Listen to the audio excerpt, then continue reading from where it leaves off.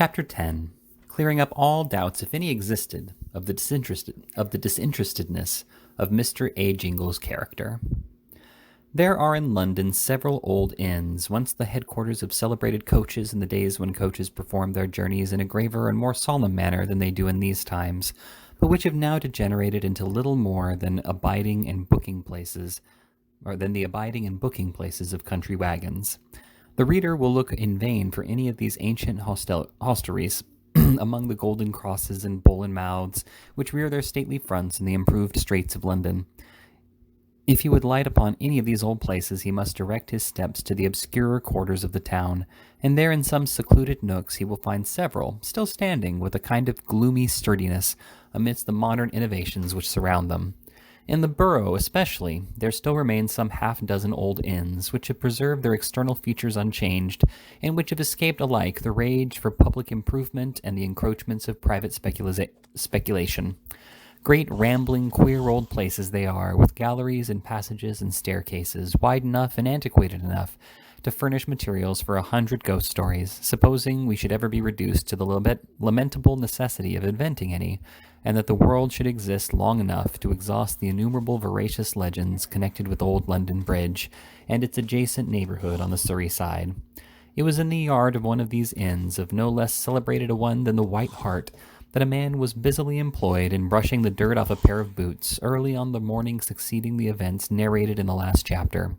He was habited in a coarse striped waistcoat, with black calico sleeves and blue glass buttons, drab breeches and leggings. A bright red handkerchief was wound in a very loose and unstudied style around his neck, and an old white hat was carelessly thrown on one side of his head. There were 2 rows of boots before him, one cleaned and the other dirty, and at every addition he made to the clean row, he paused from his work and contemplated its results with evident satisfaction. The yard presented none of that bustle and activity which are the usual characteristics of a large coach inn. 3 or 4 lumbering wagons, each with a pile of goods beneath its ample canopy, about the height of the second-floor window of an ordinary house, were stowed away beneath a lofty roof which extended over one end of the yard, and another, which was probably to commence its journey that morning, was drawn out into the open space. A double tier of bedroom galleries with old clumsy balustrades ran around 2 sides of the straggling area, and a double row of bells to correspond, sheltered from the weather by a little sloping roof, hung over the door leading to the bar and coffee room.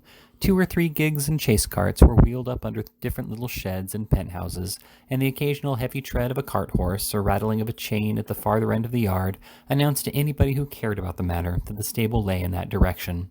When we add that a few boys in smock frocks were lying asleep on heavy packages, wool packs, and other articles that were scattered about on heaps of straw, we have described as fully as need be, the general appearance of the yard of the White Hart Inn, High Street, Borough, on the particular morning in question. A loud ringing of one of the bells was followed by the appearance of a smart chambermaid in the upper sleeping gallery, who, after tapping at one of the doors and receiving a request from within, called over the balustrades, "Sam!" "Hello," replied the man in the white hat. "Number 22 wants his boots. Ask number 22 whether he'll have 'em now or wait till he gets 'em," was the reply. "Come, don't be a fool, Sam," said the girl coaxingly. "The gentleman wants his boots directly." "Well, you are a nice young woman for a musical party, you are," said the boot cleaner. "Look at these here boots, 11 pair of boots, and 1 shoe as belongs to number 6 with a wooden leg. The 11 boots is to be called at 8:30, and the shoe at 9. Who's number 22? That's to put all the others out." No regular rotation, as Jack Ketch said when he tied the men up. "Sorry to keep you a-waiting, sir, but I'll attend to you directly." Saying which, the man in the white hat set to work upon a top boot with increased assiduity. There was another loud ring, and the bustling old landlady of the White Hart made her appearance in the opposite gallery. "Sam," cried the landlady, "where's that lazy, idle... Why, Sam, oh, there you are. Why don't you answer?" "Wouldn't be genteel to answer till you'd done talking," replied Sam gruffly. "Here, clean these shoes for number 17 directly, and take 'em to private sitting room number 5, first floor." The landlady flung a pair of ladies' shoes into the yard and bustled away. "Number 5, said Sam as he picked up the shoes, and taking a piece of chalk from his pocket, made a memorandum of their destination on the soles. "Ladies' shoes in private sitting room. I suppose she didn't come in the wagon." "She came in early this morning," cried the girl, who was still leaning over the railing of the gallery, "with a gentleman in a hackney coach, and it's him as wants his boots, and you'd better do 'em. That's all about it." Why didn't you say so before, said Sam with great indignation, singling out the boots in question from the heap before him. For all I knowed, he was one of the regular threepennies. Private room, and a lady, too. If he's anything of a gentleman, he's worth a shilling a day, let alone the errands. Stimulated by this inspiring reflection, Mr. Samuel brushed away with such hearty goodwill that in a few minutes the boots and shoes, with a polish which would have struck envy to the soul of the amiable Mr. Warren, for they used Day and Martin at the White Hart, had arrived at the door of number 5. "Come in," said a man's voice, in reply to Sam's rap at the door. Sam made his best bow and stepped into the presence of a lady and gentleman seated at breakfast. Having officiously deposited the gentleman's boots right and left at his feet, and the lady's shoes right and left at hers, he backed towards the door. "Boots," said the gentleman. "Sir," said Sam, closing the door and keeping his hand on the knob of the lock. "Do you know, what's the name, Doctor's Commons?" "Yes, sir. Where is it?" "Paul's Churchyard, sir. Low archway on the carriage side, booksellers at one corner, hotel on the other, and 2 porters in the middle as touts for licenses." "Touts for licenses," said the gentleman. "Touts for licenses," replied Sam. 2 coves in white aprons. Touches their hats when you walk in. License, sir, license? Queer sort, them, and their masters, too. Old Bailey Proctors, and no mistake." "What do they do?" inquired the gentleman. "Do? You, sir. That ain't the worst on it, neither. They puts things into old gentlemen's heads as they never dreamed of. My father, sir, was a coachman. A widower he was, and fat enough for anything, uncommon fat to be sure. His missus dies and leaves him £400. Down he goes to the Commons to see the lawyer and draw the blunt. Very smart, top boots on, nosegay in his buttonhole, broad-brimmed tile, green shawl, quite the gentleman. Goes through the archway, thinking how he should invest the money. Up comes the touter and touches his hat. 'License, sir, license?' 'What's that?' says my father. 'License, sir,' says he. 'What license?' says my father. 'Marriage license,' says the touter. 'Dash my waistcoat,'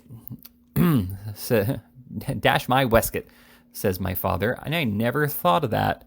"I think you want one, sir," says the touter. My father pulls up and thinks a bit. "No," says he. "Dang, I'm too old. Besides, I'm a many sizes too large," says he. "Not a bit on it, sir," says the touter. "Think not?" says my father. "I'm sure not," says Horgan. Says he. "We married a gentleman twice your size last Monday." "Did you, though?" said my father. "To be sure we did," says the touter. "You're a baby to him. This way, sir, this way." And sure enough, my father walks after him like a tame monkey behind a organ, behind an organ, into a little back office where a teller sat among dirty papers and tin boxes, making believe he was busy. "Pray, take a seat while I makes out the affidavit, sir," says the lawyer. "Thankee, sir," says my father, and down he sat and stared with all his eyes, and his mouth wide open at the names on the boxes. "What's your name, sir?" says the lawyer. "Tony Weller," says my father. "Parish?" says the lawyer. "Bell Savage," says my father, for he stopped there when he drove up, and he'd know nothing about parishes, he didn't. "And what's the lady's name?" says the lawyer. My father was struck all of a heap. "Blessed if I know," says he. "Not know?" says the lawyer. "No more nor do you do," says my father. "Can't I put that in afterwards?" "Impossible," says the lawyer. "Very well," says my father, after he thought a moment. "Put down Mrs. Clark." "What Clark?" says the lawyer, dipping his pen in the ink. "Susan Clark, Marquis of Granby, Dorking," says my father. "She'll have me if I ask, I dare say. I never said nothing to her, but she'll have me, I know. The license was made out, and she did have him, and what's more, she's got him now, and I never had any of the £400 worse luck." "Beg your pardon, sir," said Sam when he had concluded, "but when I gets on this 'ere grievance, it runs on like a new barrow with the wheel greased." Having said which, and having paused for an instant to see whether he was wanted for anything more, Sam left the room. 9:30, just the time, off at once, said the gentleman, whom we need hardly introduce as Mr. Jingle. "Time for what?" said the spinster aunt coquettishly. "License, dearest of angels. Give notice at the church. Call you mine tomorrow," said Mr. Jingle, and he squeezed the spinster aunt's hand. "The license," said Rachel, blushing. "The license," repeated Mr. Jingle. "In hurry post-haste for a license, and hurry ding-dong I come back." "How you run on," said Rachel. "Run on? Nothing to the hours, days, weeks, months, years when we're united. Run on? They'll fly on. Bolt, mizzle, steam engine, 1,000 horsepower, nothing to it."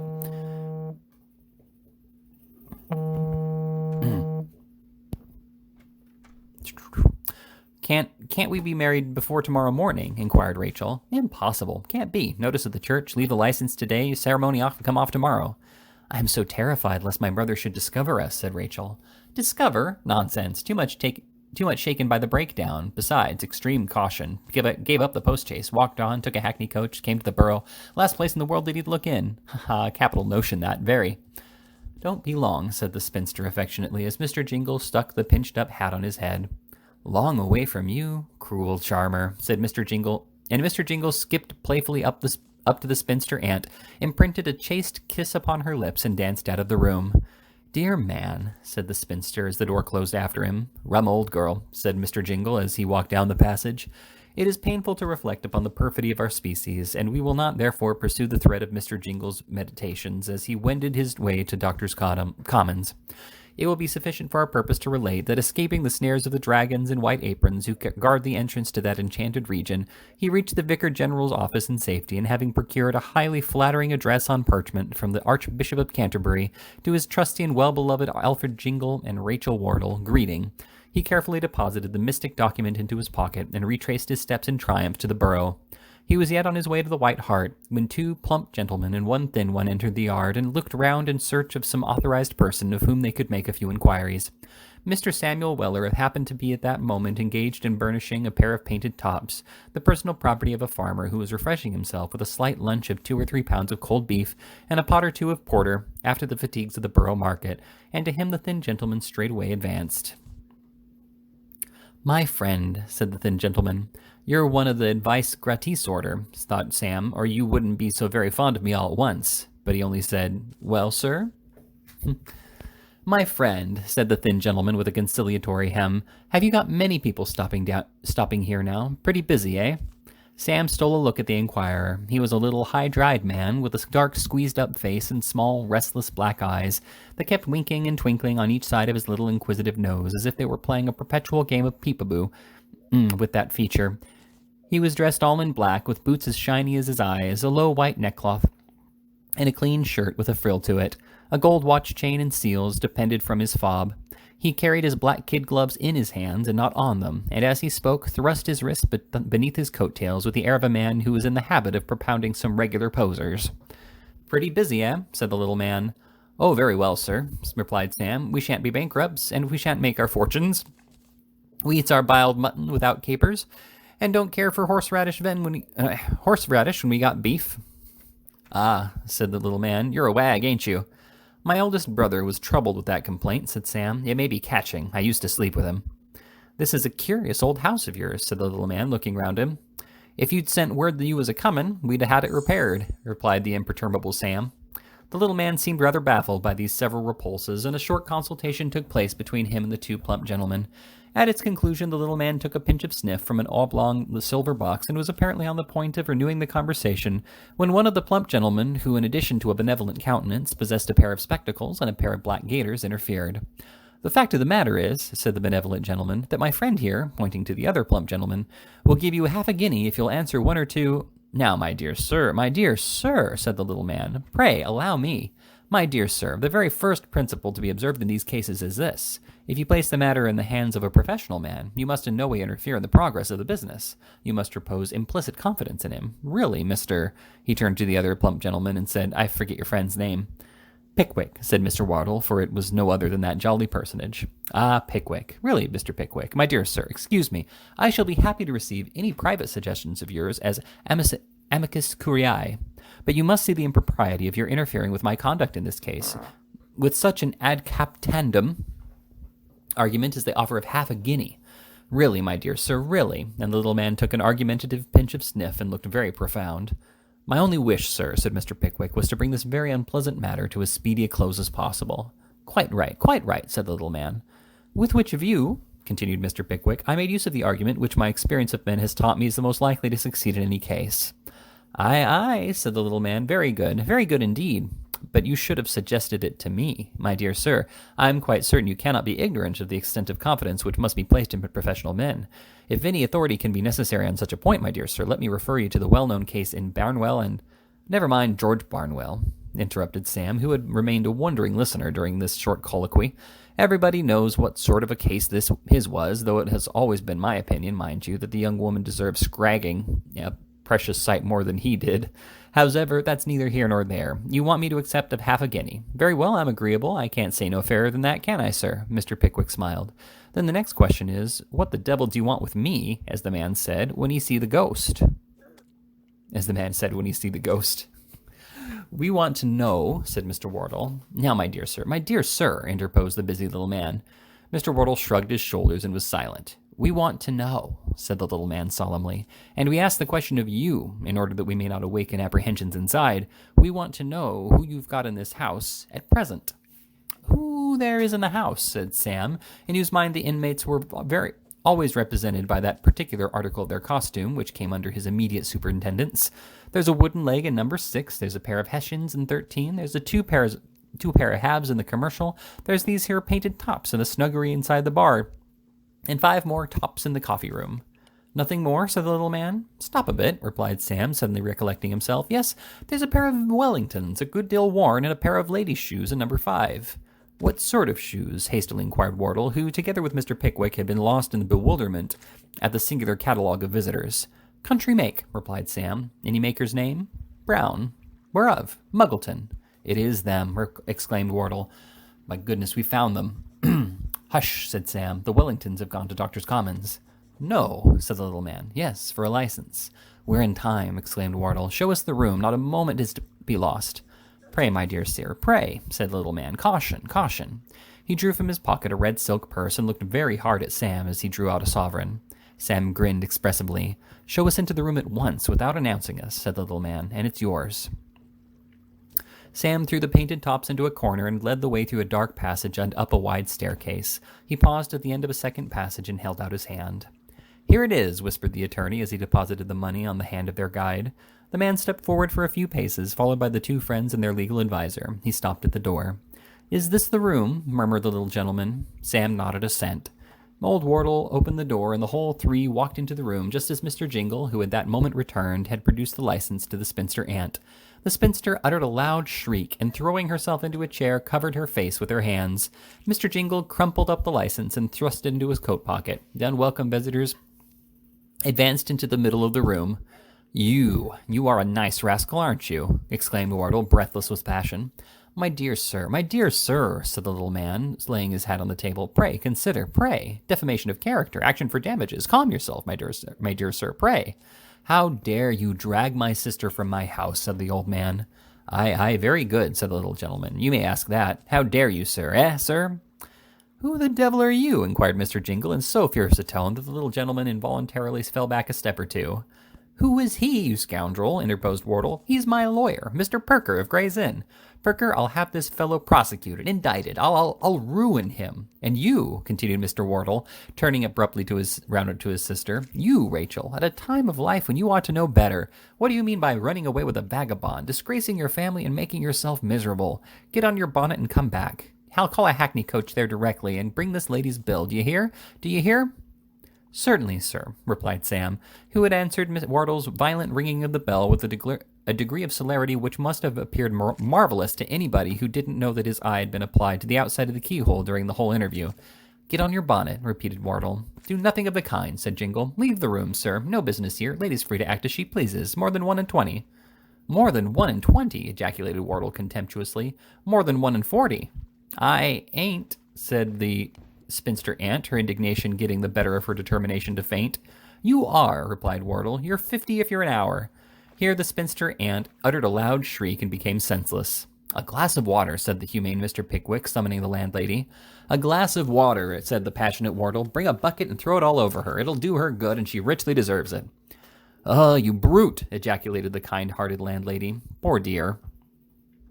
And with sundry ejaculations of, come now, there's a dear, drink a little of this, it'll do you good, don't give way so, there's a love, etc., etc., the landlady, assisted by a chambermaid, proceeded to vinegar the forehead, beat the hands, titillate the nose, and unlace the stays of the spinster aunt, and to administer such other restoratives as are usually applied by compassionate females to ladies who are endeavoring to ferment themselves into hysterics.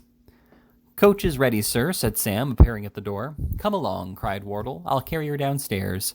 At this proposition, the hysterics came on with redoubled violence. The landlady was about to enter a very violent protest against this proceeding, and had already given vent to an indignant inquiry whether Mr. Wardle considered himself a lord of the creation, when Mr. Jingle interposed. "Boots," said he, "get me an officer." "Stay, stay," said little Mr. Perker. "Consider, sir, consider."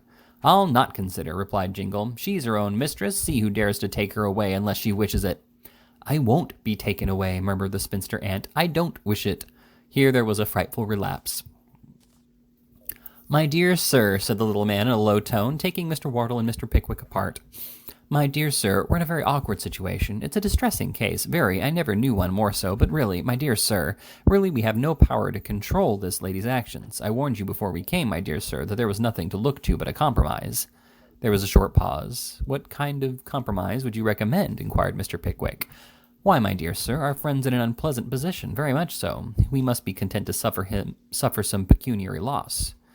"I'll suffer any rather than submit to this disgrace and let her, fool as she is, be made miserable for life," said Wardle. "I rather think it can be done," said the bustling little man. "Mr. Jingle, will you step with us into the next room for a moment?"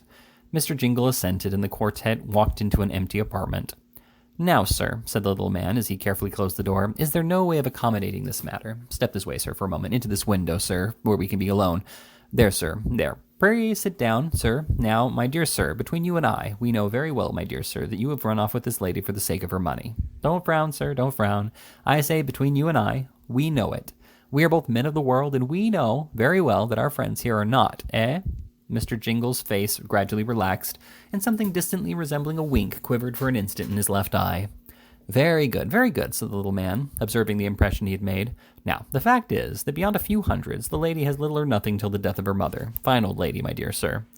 "Old," said Mr. Jingle, briefly but emphatically. "Why, yes," said the attorney with a slight cough. "You are right, my dear sir. She is rather old. She comes of an old family, though, my dear sir. Old in every sense of the word. The founder of that family came into Kent when Julius Caesar invaded Britain. Only one member of it since, who hasn't lived to 85, and he was beheaded by one of the Henrys. The old lady is not 73 now, my dear sir." The little man paused and took a pinch of snuff. "Well," cried Mr. Jingle. "Well, my dear sir, you don't take snuff. Ah, so much the better. Expensive habit. Well, my dear sir, you're a fine young man of the world, able to push your fortune if you had capital, eh?" "Well," said Mr. Jingle again. "Do you comprehend me?" "Not quite." "Don't you think, now, my dear sir, I put it to you, you don't you think that £50 and liberty would be better than Mr. Wardle and expectation?" "Won't do. Not half enough," said Mr. Jingle, rising. Nay, my dear sir," remonstrated the little attorney, seizing him by the button. "Good round sum. A man like you could treble it in no time. Great deal to be done with £50, my dear sir." "More to be done with 150, replied Mr. Jingle coolly. "Well, my dear sir, we won't waste time in splitting straws," resumed the little man. Say 70. "Won't do," said Mr. Jingle.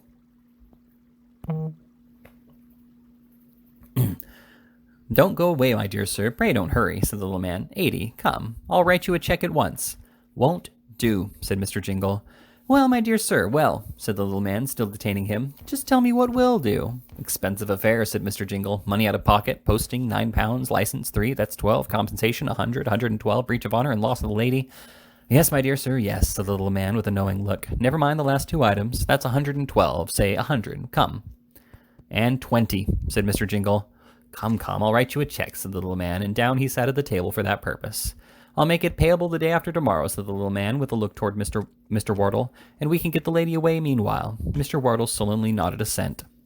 100, said the little man. "And 20, said Mr. Jingle. "My dear sir," remonstrated the little man.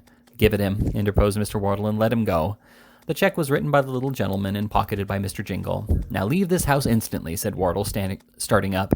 "My dear sir," urged the little man. "And mind," said Mr. Wardle, "that nothing should have induced me to make this compromise, not even a regard for my family, if I had not known that the moment you got any money in that pocket of yours, you'd go to the devil faster, if possible, than you would without it." "My dear sir," urged the little man again. "Be quiet, Perker," resumed Wardle. "Leave the room, sir." "Off directly," said the unabashed Jingle. "Bye-bye, Mr. Pickwick." If any dispassionate spectator could have beheld the countenance of the illustrious man whose name forms the leading feature of the title of this work during the latter part of this conversation, he would have been almost induced to wonder that the indignant fire which flashed from his eyes did not melt the glasses off his spectacles. So majestic was his wrath. His nostrils dilated, and his fist clenched involuntarily as he heard himself addressed by the villain. But he restrained himself again. He did not pulverize him. "Here," continued the hardened traitor, tossing the license at Mr. Pickwick's feet. Get the name altered, take home the lady, do for Tuppy. Mr. Pickwick was a philosopher, but philosophers are only men in armor, after all. The shaft had reached him, penetrated through his philosophical harness to his very heart. In the frenzy of his rage, he hurled the inkstand madly forward and followed it up himself. But Mr. Jingle had disappeared, and he found himself caught in the arms of Sam. "Hullo," said that eccentric functionary. "Furniture's cheap where you come from, sir. Self-acting ink, that there. It's wrote your mark upon the wall, old gentleman. Hold still, sir. What's the use of running after a man as he's made his lucky and got to the other end of the burrow by this time?" Mr. Pickwick's mind, like those of all truly great men, was open to conviction. He was a quick and powerful reasoner, and a moment's reflection sufficed to remind him of the impotency of his rage. It subsided as quickly as it could have been roused. As it had been roused, he panted for breath and looked benignantly round upon his friends. Shall we tell the lamentations that ensued when Miss Wardle found herself deserted by the faithless Jingle? Shall we extract Mr. Pickwick's masterly description of that heart-rending scene? His notebook, blotted with the tears of sympathizing humanity, lies open before us. One word, and it is in the printer's hands. But no, we will be resolute. We will not wring the public bosom with the delineation of such suffering. Slowly and sadly did the two friends and the deserted lady return next day to the Muggleton heavy coach. Dimly and darkly had the somber shadows of a summer's night fallen upon all around when they again reached Dingley Dell and stood within the entrance to Manor Farm.